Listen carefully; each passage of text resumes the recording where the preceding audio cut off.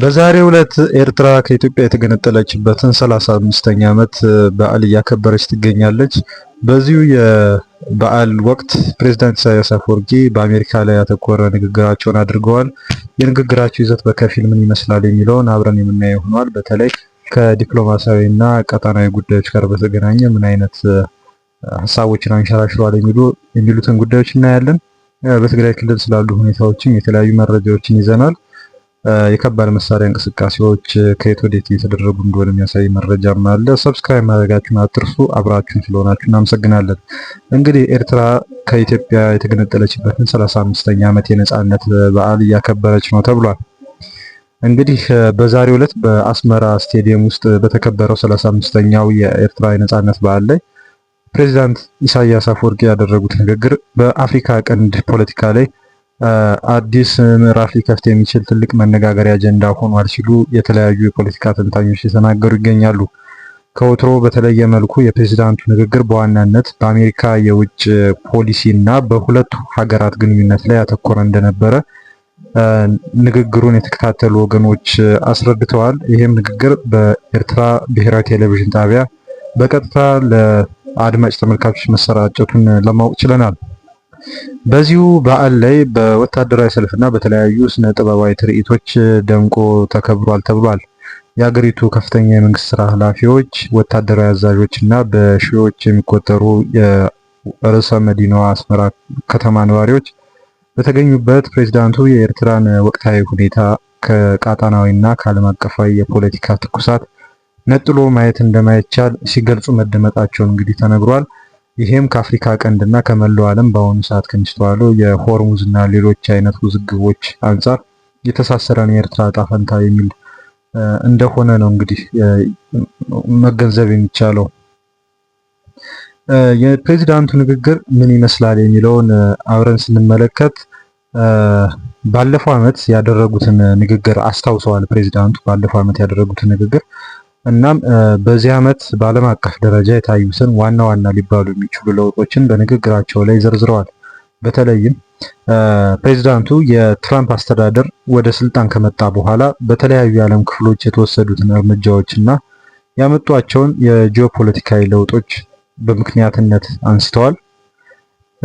እንግዲህ ይሄን ከማተታቸው በስተጀርባ ምን አይነት አንድምታ አለ የሚለውን ስንመለከት ዋሽንግተን እና አስመራ በመካከላቸው አዲስ ምዕራፍ መጀመራቸውን ይፋ ባደረጉበት እና አሜሪካ በኤርትራ ላይ የጣለችውን ማዕቀብ ልታነሳ እንደሆነ በተሰማ በጥቂት ሰዓታት ልዩነት ውስጥ መሆኑ የእሳቸውን ንግግር ጉዳይ ክብደት ከፍ ያደርገዋል። የግንኙነት ማለስለሻ ወይም ደግሞ ማደሻ ሁኔታ ሊሆን ይችላል የሚል ሀሳብ እየተንጸባረቀ ይገኛል።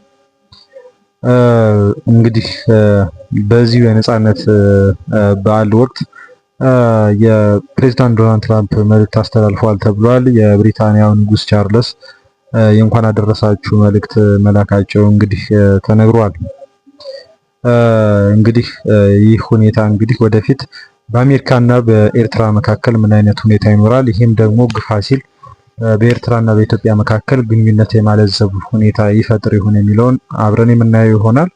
አሜሪካ በኢትዮጵያ ላይ በትግራይ ጦርነት ወቅት ጥላው የነበረውን ማዕቀብ የጦር መሳሪያ የመግዛት ማዕቀብ ማለት ነው ማንሳቷን በቅርብ ጊዜያት ማስታወቋ የሚታወስ ነው። ይህም እንደዚሁ አሜሪካ በኤርትራና በኢትዮጵያ የግንኙነት መስመር መካከል የማሸማገል ሚና ሊኖራት ይችላል የሚል ግምት በበርካቶች ዘንድ እየተነገረ ይገኛል። በሌላ በኩል ደግሞ የኤርትራ መንግስት ከኢትዮጵያ መንግስት ጋር ያለው ግንኙነት እጅግ በማሻከሩ የተነሳ በአንድ በኩል ጽምዶ የተሰኘ እንቅስቃሴ እያደረገ ይገኛል። በዚህም ታጣቂዎችን፣ የፋኖ ታጣቂዎችን እና ሌሎች በአገሪቱ ውስጥ የሚንቀሳቀሱ ቡድኖችን ያካተተ ማዕቀፍ ፈጥሮ እየተንቀሳቀሰ ይገኛል። በሌላ በኩል ደግሞ ትግራይ ክልል ውስጥ ባለው ህወሓት ጋርም ያለውን ግንኙነት እያጠናከረ ነው የሚሉ አንዳንድ ወገኖች ሀሳባቸውን ያነሳሉ።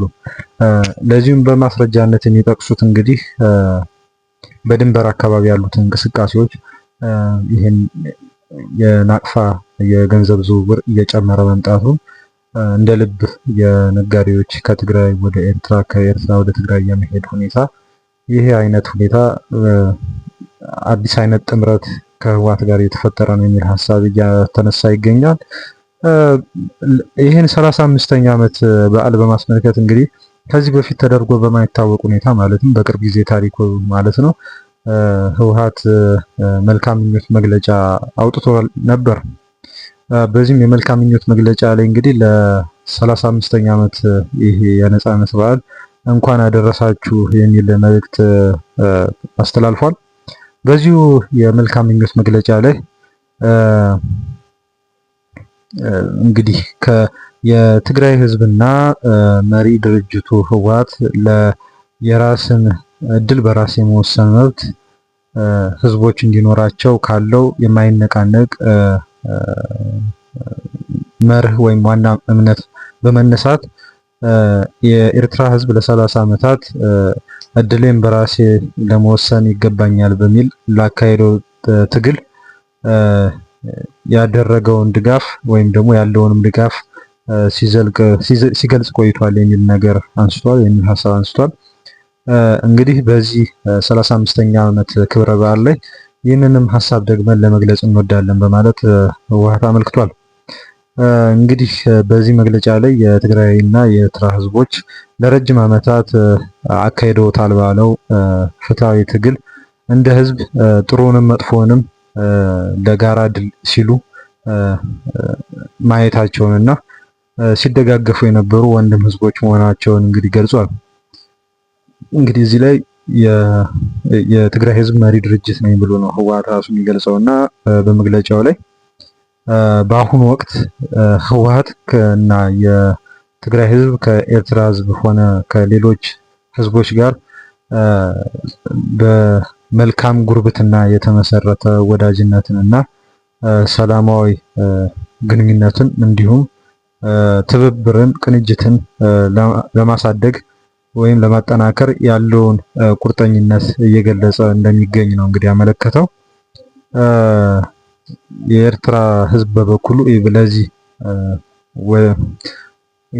ወዳጅነት ወይም ደግሞ ግንኙነትን የማጠንከር ሁኔታ የራሱን ድርሻ ሊወጣ እንደሚገባና ለዚህም ተስፋ እንደሚያደርግ ህወሓት ገልጿል። እንግዲህ የህወሓት መግለጫ ከዚህ ቀደም ከጽምዶ ጋር በተገናኘ የተለያዩ ሀሳቦች ሲነሱ ነበረ። ማለትም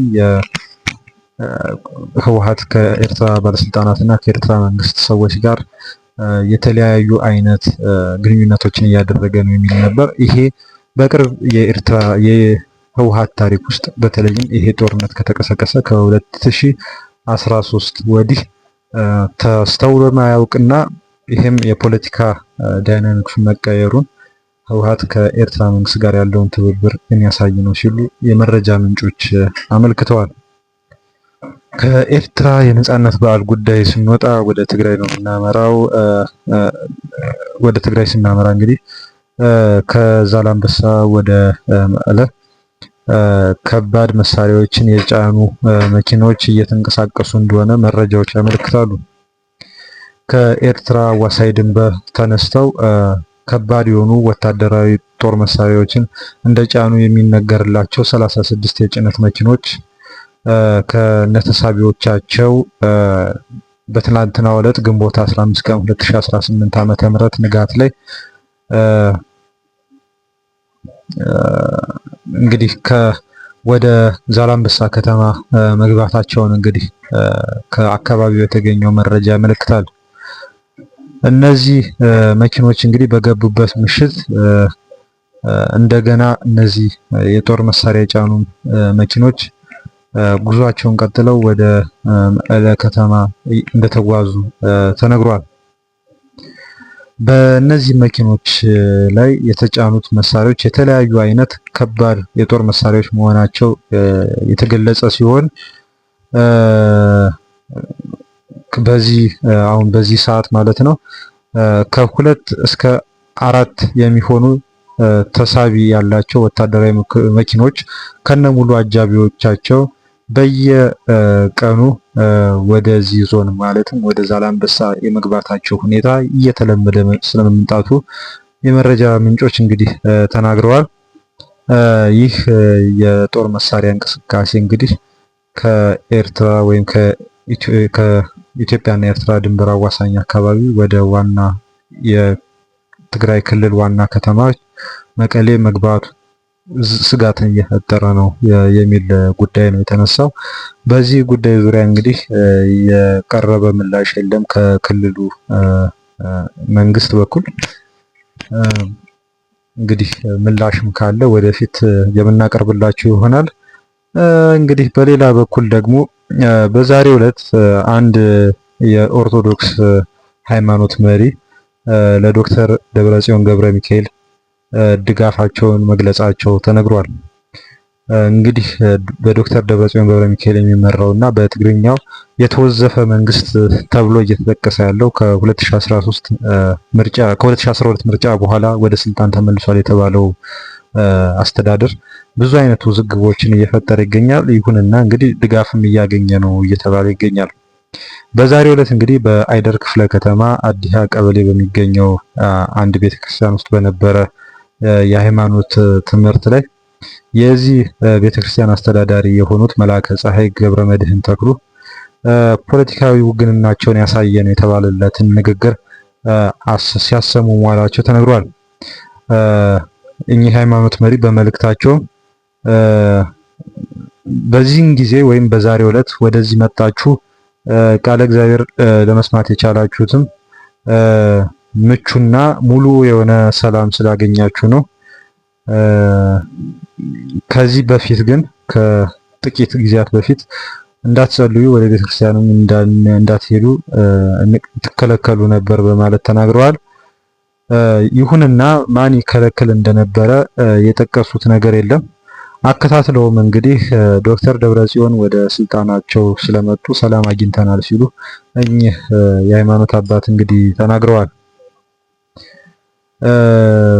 እንግዲህ በዚህም የተነሳ እንግዲህ ፖለቲካዊ ውግንናቸውን አሳይተዋል። ይህም በበርካታ ይህንን መልእክት በተከታተለው ህዝብ በኩል የተለያየ አይነት የተዘበራረቀ አይነት ስሜት ፈጥሯል። ይህም ሃይማኖትና መንግስት የተለያየ ነው የሚለውን ጉዳይ ጥያቄ ውስጥ የከተተ ነው የሚል ጉዳይ ነው እየተነሳ ያለው።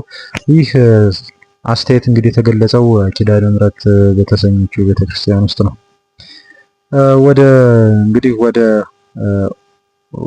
ሁለተኛው ጉዳይ እናልፋለን።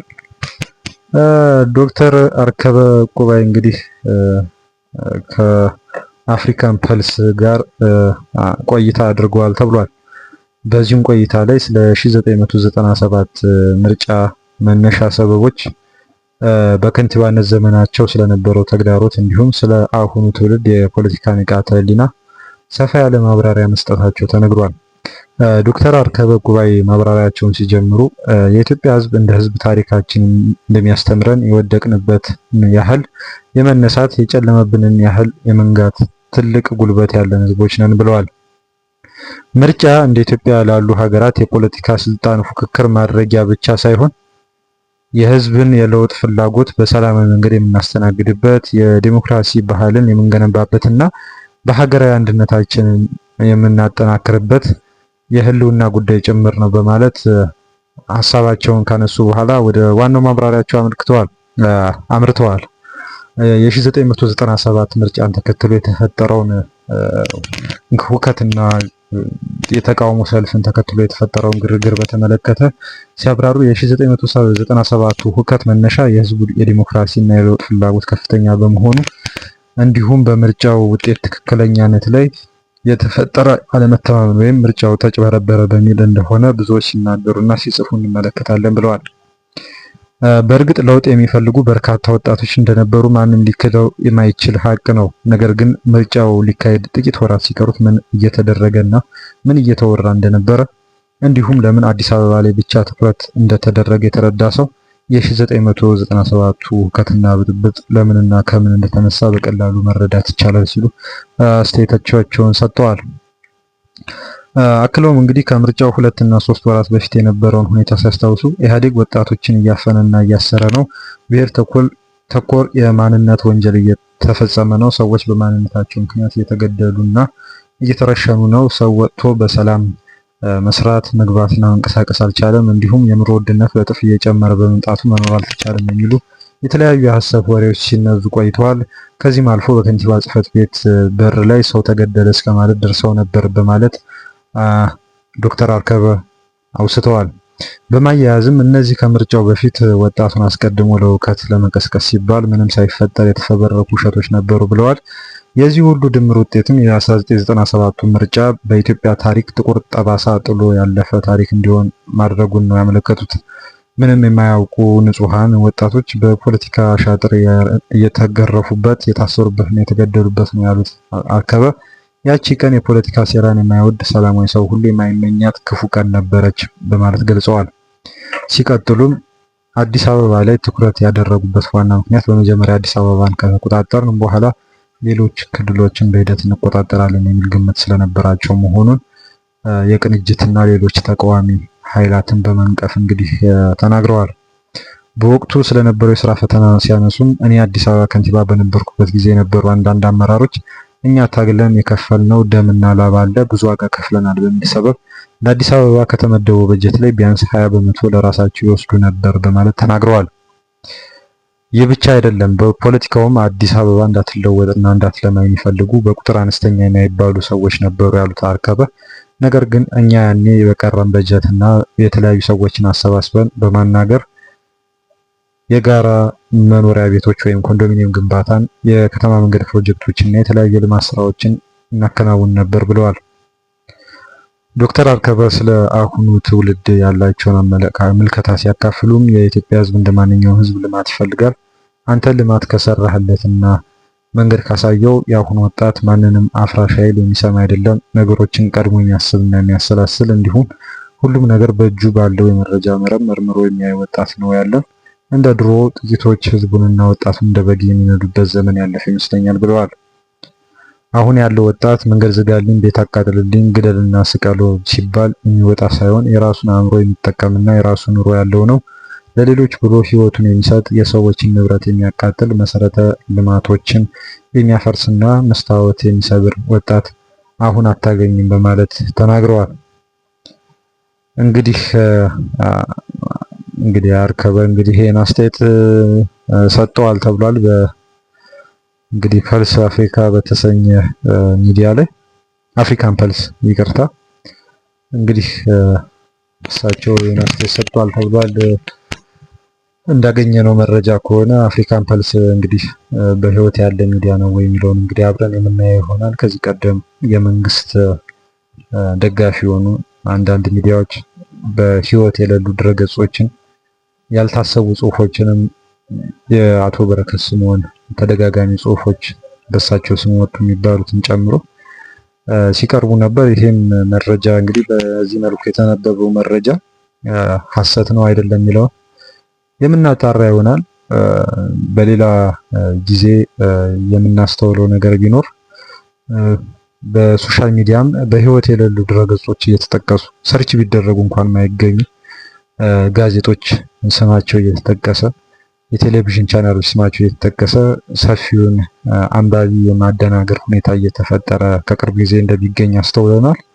ይህም ነገር ወይም ይሄ ስለ 97 ተናገሩ የተባለውና ሌሎች ጉዳዮችን በተመለከተ እንግዲህ የምናጣራ ይሆናል። ስለተከታተላችሁ እናመሰግናለን። ሰብስክራይብ ማድረጋችሁን አትርሱ። ስለተከታተላችሁንም እናመሰግናለን።